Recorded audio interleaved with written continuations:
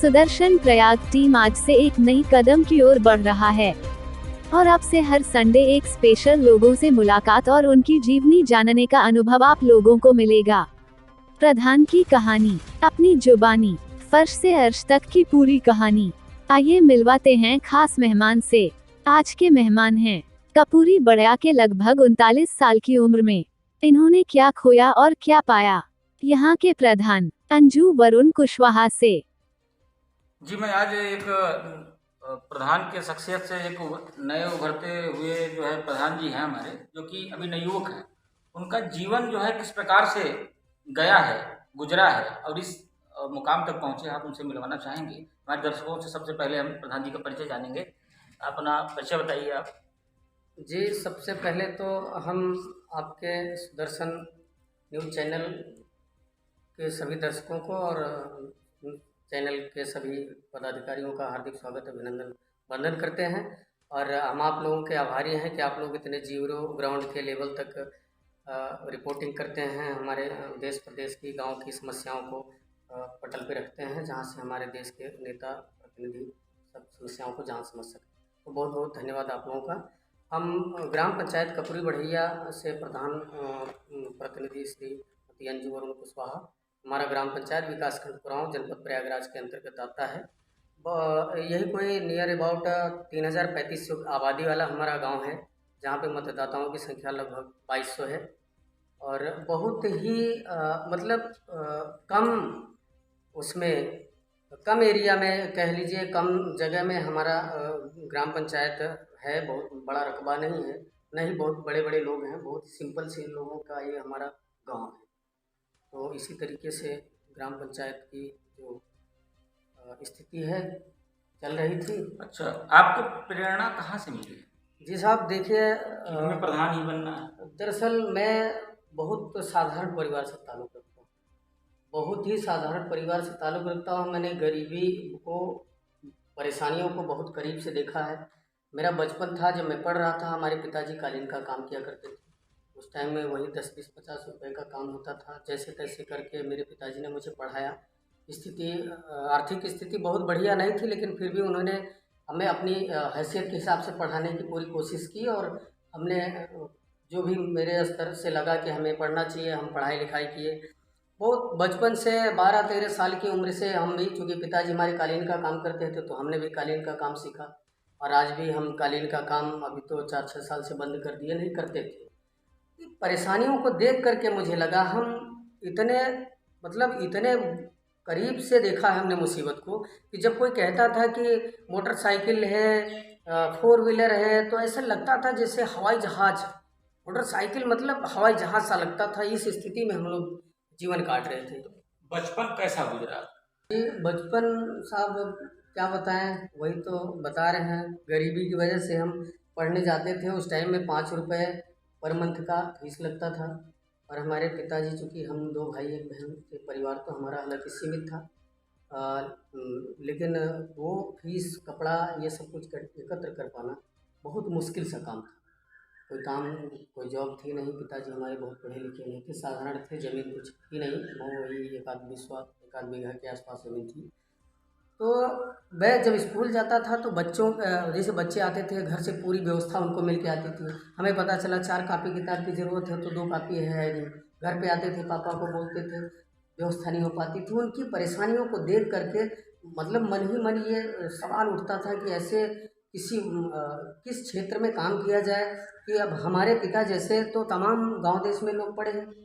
लेकिन जैसा कि इसमें कहा जाता है, समझा जाता है कि जनसेवा से तो कोई बहुत ज़्यादा इनका वेतन भी नहीं है। नहीं, वेतन तो नहीं है, बात तो आप सही कह रहे हैं। लेकिन जनसेवा के माध्यम से अच्छे लोगों से ताल्लुक़ होते हैं, अच्छे लोगों से मुलाकात होती है। फिर अच्छे लोगों के माध्यम से हम सरकार के सिस्टम के प्रति अपनी पकड़ बना पाते हैं, सरकार के सिस्टम को अपनी समस्या बता पाते हैं, जिसके माध्यम से अब आज के दौर में देखिए, आज से 10 साल पहले ये स्थिति थी कि गांव में 80% झोपड़ियाँ दिखाई देती थी। लेकिन सरकार के सिस्टम को किसी न किसी के माध्यम से लोगों ने समझा और अब व्यवस्थाएं गवर्नमेंट दे रही है। अच्छा, तो गांव का विकास हो रहा है। आपने क्या सोचा था कि अगर हम प्रधानी अगर हम पकड़ेंगे या प्रधान पद पे होंगे, क्या सोचा था, कैसा हम अपने अपना गांव देखिए, बनाया। जब राजनीति को मैं समझने लगा, मुझे लगा चूँकि हमारा कोई राजनीतिक बैकग्राउंड नहीं है। सच ये है कि हमारा कोई राजनीतिक बैकग्राउंड नहीं है। हमारी 5-5, 6-6 पीढ़ियाँ मतलब सिर्फ रोटी कमाने, दाल रोटी कमाने खाने में गुजर गया जीवन। सिर्फ ये देख कर के दिमाग में बात उठी कि मोहल्ले में सारे लोग बाबा दादा से 5-5, 7-7 पीढ़ी से लोग परेशान चले आ रहे हैं, कोई सुनने वाला नहीं है। लोग कहते थे कि वो प्रधान जी हैं, वो विधायक जी हैं, वो जिला पंचायत सदस्य हैं, वो सरपंच हैं, उनके पास जाओ वो काम होगा। बाद में लोग बताते होता नहीं। मतलब मेरे मन के अंदर जिज्ञासा ये लगी, क्योंकि आर्थिक स्थिति गड़बड़ होने के नाते मैं पढ़ाई वहाँ तक नहीं कर पाया जहाँ तक मुझे करनी चाहिए। सत्य तो ये थी कि मुझे जॉब करने की इच्छा थी, लेकिन हमारी आर्थिक तंगी ने हमें वो जॉब किसी सटीक जगह हम पहुँचने के का अवसर नहीं दिया।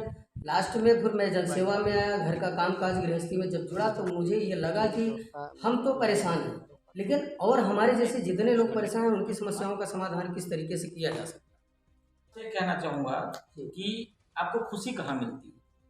है। जी, आपने मेरे मन की बात, अब सही सवाल आपने अब पूछा। मैं इसका जवाब सिर्फ एक लाइन में देना चाहूँगा। बचपन से जब से मैं जानने लायक हुआ, मुझे जब भी मैं किसी की मदद करता हूँ तब मुझे बेहद खुशी मिलती है।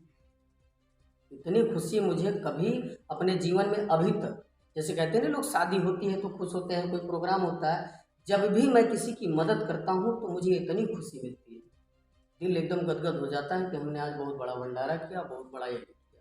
किसी का सहयोग करके, किसी पीड़ित व्यक्ति की मदद करके मुझे बेहद खुशी मिलती है। आपके मन की बात सुन के काफ़ी अच्छा फील हो रहा है, क्योंकि आप 38 लगभग 39 साल 39 हाँ लगभग आपकी उम्र है। अब इस उम्र में आप किसी की मदद करके आपको काफ़ी बेहद महसूस होता है, तो काफ़ी अच्छी बात है। इसे जो भी देख रहे हैं हमारे श्रोता और ग्राम प्रधान प्रेरणा लेंगे। और दूसरी बात और भी निकल के आती है आपके सामने कि जैसे कि लोग कहते हैं कि मीडिया अगर किसी ग्राम प्रधान के यहाँ जाता है तो या तो फ़ोन बंद कर लेता है या तो फिर बहाना करता है, तो क्या आपको ऐसा लगता है कि मीडिया? नहीं, मैं इन चीज़ों को नहीं मानता। मेरी व्यक्तिगत अपनी राय है कि भाई सारे चीज़ों का विश्लेषण तो हम नहीं कर सकते। मेरी व्यक्तिगत राय ये है कि अगर बंदा सही है, व्यक्ति सही है, उसका व्यक्तित्व तो सही है, तो मीडिया हो, पुलिस प्रशासन हो, अधिकारी लेवल का कोई बंदा हो, कोई भी हो। अच्छा, ये सोच क्या होती है ऐसा? मैं मतलब एक जेन्युइन बात करना चाहूँगा, उसमें आप किसी व्यक्ति विशेष का बात इसमें नहीं हो रही है, सारे लोगों की बात हो रही है। हम लोगों के साथ भी होता है कभी कभी, कोई कोई कहता है भैया ठीक है हम वो करते हैं आप आइएगा, या तमाम प्रकार की बातें हैं। लेकिन जब उस समय आता है तो कुछ लोग या तो अच्छा बहाना कर लेते हैं कि हम हैं नहीं, क्योंकि हम लोग कभी किसी से पता चलता था कि वो तो घर में था। तो ऐसा क्यों होता है, मेरे ये समझ में अभी तक नहीं। देखिए, मैं तो आपको बताना चाहूँगा कि अब ये सुदर्शन न्यूज़ चैनल के सभी दर्शकों से बताना चाहूँगा कि हमारी मुलाकात तो आपसे पहली बार हुई, हमारी तो आपकी कोई जान पहचान नहीं हुई, ना कोई जान पहचान है। आपने मुझे फ़ोन लगाया, हमने आपका फ़ोन रिसीव किया और हमने आपको मिले। मुझे ये नहीं लगा ज़रा सा भी, भाई हम इसलिए बता रहे हैं कि मेरी व्यक्तिगत विचारधारा अगर अच्छी है तो मुझे लगता है सामने वाला हर व्यक्ति अच्छा है। आप हमें फ़ोन लगाया, मैंने बताया साहब मैं यहाँ हूँ, मुलाकात हमारी आपकी हो सकती है। आप आए, आपसे बातचीत कर रहे हैं। मुझे तो ऐसा नहीं लग रहा कि मीडिया से किसी को कोई दिक्कत होनी चाहिए। और वैसे आज के दौर में अगर मान लीजिए लोगों के शब्दों में, जैसे लोग कहते हैं कि मीडिया का मतलब है इधर की बात उधर करना, तो आज के परिवेश के हिसाब से भी मीडिया अपनी भावनाएं जुड़ी है। जैसे कि गांव में टहल रहे हैं, इन सब दृश्यों को देख के आपको जी हम यही चीज़ तो ठेस लगती है। इसी वजह से तो हमने राजनीति क्षेत्र को चुना कि हम अपनी हैसियत के हिसाब से बहुत ज़्यादा तो नहीं कर पाएंगे, लेकिन चूँकि गांव के सभी व्यक्तियों को जाना समझा जा सकता है। मैंने देखा है जैसे हमारे ग्राम पंचायत में एक नाम नहीं लेना चाहेंगे, लेकिन कुछ लोग ऐसे हैं। मैं घर गया तो जब मुझे ऐसे पता चला घर में दाल चावल है, रोटी है, सब्जी है, सारी चीज़ें व्यवस्था हो पा रही हैं, आज की है कल की परसों की परेशानी है। पड़ोस में गए, देखे पता चले उनके पास खाने का राशन नहीं, घर में घर टपक रहा है, जो बड़ी है उसमें भी ढंग से घास फूस नहीं लगा हुआ है। तो ये चीज़ें देख करके थोड़ा सा दिल जो है वो मजबूत हो जाता था कि हमसे भी ज़्यादा लोग अभी पीड़ित हैं। तो अगर हम हमारी मदद नहीं कर पाएंगे, हमसे जो पीड़ित हैं उनकी मदद कौन करेगा? ऐसे लोगों को देख कर के जिनके पास खाने पीने की, रहने की तमाम समस्या है, सरकार व्यवस्था दे रही है, बीच में ऐसे बिचौलिए लोग अभी भी लगे हैं, उनका राशन पानी नहीं मिल पाता। पता चला, देखिए सरकार अभी ये कोविड-19 का चल रहा था, सरकार ने दे रखा था सबको ये राशन पानी और ये तेल और क्या-क्या रिफाइंड सब दिया। अभी हमारे गांव में एक निहायत गरीब ब्राह्मण है, मैं आपको बताना चाहूँगा, एक हैं ये मणिशंकर करके, बिल्कुल पैर से विकलांग हैं, उनके भूमिहीन है, यही कोई 4-6-10 बिस्वा ज़मीन होगी। कई बार हमने उस मामले में चर्चा किया, अपने कोटेदार महोदय को भी मैंने बताया कि कम से कम ज़रूरी नहीं है कि हमें किसी धनराशि कोई मिले तभी हम, कुछ ऐसी हमारी मानवीय, जैसे आपने कहा पर्सनल हो जाते हैं, वो व्यक्ति ऐसे हैं जो उनको देखो तो कलेजा पसीज जाता है, उनके पास जो कुछ करने की कंडीशन में नहीं है, हम उनको 4-5 किलो राशन नहीं दे पाते हैं। ऐसे लोगों को देख करके मन में पीड़ा होती है। जैसे आपने भी कोई पूछा कि आपको परेशानी कहाँ आती है, परेशानियाँ हमें इसी जगह आ रही, जहाँ जो गरीबों को राशन पानी सरकार कह रही है कि हम आपको राशन पानी दे रहे हैं, तेल दे रहे हैं, रिफाइंड दे रहे हैं, आप कम से कम 2 रोटी खाइएगा, सरकार दे रही है। यहाँ पे पता चला जो अपात्र है, जिनको नहीं मिलना चाहिए था, उनको दिया जाता है, जो अपात्र व्यक्ति हैं। मैं इस बात को इसलिए बोल रहा हूँ, हमारे यहाँ कोटेदार है, कोटेदार महोदय के मैंने बोला था, हमने देखिए वो मणिशंकर, आप पता करिएगा कहीं से, निहायत पीड़ित आदमी है, ब्राह्मण है, तमाम अवयव है, हमारे ये भोलानाथ आदिवासी हैं, विकलांग हैं, हाथ पैर से उनके फालिश मार दिया है, बच्चे हैं उनके यहाँ, एक विधवा, 2-3 लोग हैं, अभी एक विधवा है अफसाना बेगम। ठीक, हम तो इस तरीके से लोग हैं जिनके सामने समस्याएं हैं, ये सारी पीड़ा देख करके मन लगा रहता है। तो भूतपूर्व प्रधान या आपके सहपाठी आपको कुछ राय देते हैं? जी नहीं, अब यही तो मुझे सबसे बड़ा कष्ट है इस बात का। हम बताएं, अब अपने आप को क्या कहें, मैं अभागा टाइप का कहता हूँ कि हमारा कोई राजनीतिक बैकग्राउंड नहीं है, बाप दादा हमारे इस तरीके के पढ़े लिखे नहीं थे, न ही कोई राजनीति में किसी भी तरीके के कोई सदस्य तक ताल्लुक नहीं रखता लड़ाई में, मतलब जानने समझने का। पुराने प्रधान जी लोग जो अच्छे राजनीति के माहिर हैं, जो राजनीति को समझते हैं करीब से, सभी लोग, आज जैसे कहावत कही गई है कि उभरते हुए पौधे को अक्सर बड़ा पौधा कुचल दिया करता है। तो इस बात की पीड़ा मुझे बराबर रहती है, मुझे कुचलने की भरपूर कोशिश की गई। राजनीति में मेरा, राजनीति के जो अनुभवी लोग थे उन्होंने भरपूर दबाने की कोशिश की, लेकिन मैं धन्यवाद देना चाहूँगा अपने गांव की जनता का, जिन्होंने इस परेशानियों को समझते हुए, अपने गांव के भविष्य को देखते हुए, मैं तो अब चूँकि इस दावे को जितना कहना चाहिए हमारे पूरे कार्यकाल को कंप्लीट होने के बाद ही साबित हो पाएगा, लेकिन मैं ये कह सकता हूँ, अपने गांव की जनता का धन्यवाद देना चाहूँगा कि उन्होंने मतदान करने टाइम में सही निर्णय लिया।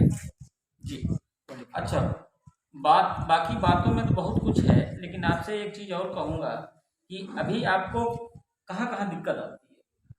दिक्कत कहाँ कहाँ आती है?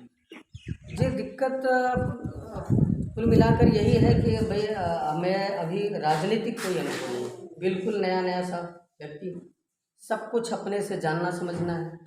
सरकारी सिस्टम है तो चूँकि जो सर्विस करते हैं उनका एक, उनके विभाग की गोपनीयता एक अलग होती है, हमें हमारा काम मिला है, हमारा एक सिस्टम अलग होता है, तो दोनों चीज़ों में तालमेल करना, और फिर कुछ चीज़ें ऐसी होती हैं जो अनुभव के आधार पर चलती हैं। अनुभव के कारण हमें दिक्कतें हैं, दूसरे से, पास पड़ोस के लोगों से, आप कई बड़े बुजुर्गों से जानना समझने के लिए मैं प्रयासरत रहता हूँ, कहाँ से ज़्यादा मैं चीज़ें समझ सकूँ जो हमारे गांव का विकास हो सके, हर पीड़ित व्यक्ति की हम मदद कर पाएँ। सरकार जो व्यवस्था दे रही है उस व्यवस्था को हम कैसे पकड़ पाएँ कि जो उसको 100% ज़मीन पर उतारा जाए, गांव का विकास हो, हमारे सरकार की मानसिकता का भी पूरी तरीके से जनता समझ सके कि हमारी सरकार हमारे लिए क्या कर रही है। तो ये चीज़ें समझने के लिए पूरी कोशिश करते हैं। नया सब कुछ होने की वजह से बाधाएं आती हैं, अभी दिक्कतें चल रही हैं।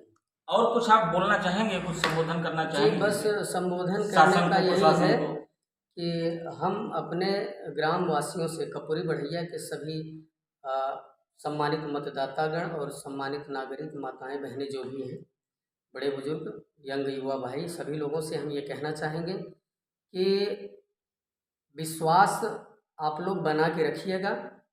मैं आप लोगों को ये आश्वासन देना चाहता हूँ, आश्वस्त करना चाहता हूँ कि आने वाला जो भी समय हमारा बचा है, हर संभव हम बेहतर से बेहतर तरीके से अपने गांव को विकास के कार्यों से जोड़ेंगे और आपकी एक एक समस्याओं पर हमारी नज़र बनी हुई है। हम पूरी कोशिश करेंगे कि हमारा कपूरी बढ़ैया बेहतर एक विकसित आदर्श गांव बने, बल्कि पूरे उत्तर प्रदेश में एक नंबर का गांव बने। हम हमारे गांव को, हमारे गांव पंचायत के सभी नागरिक इस बात को जान करके खुश हों और सबको सुख शांति मिली रहे। इसी के साथ साथ ढेर सारी शुभकामनाएं हमारे देश प्रदेश के लिए। हम भगवान से, ईश्वर से ये प्रार्थना करेंगे कि हमारा उत्तर प्रदेश और पूरा भारत देश सब सुख समृद्धि से भरा रहे, सभी लोग सुख शांति से जिए। बहुत बहुत धन्यवाद।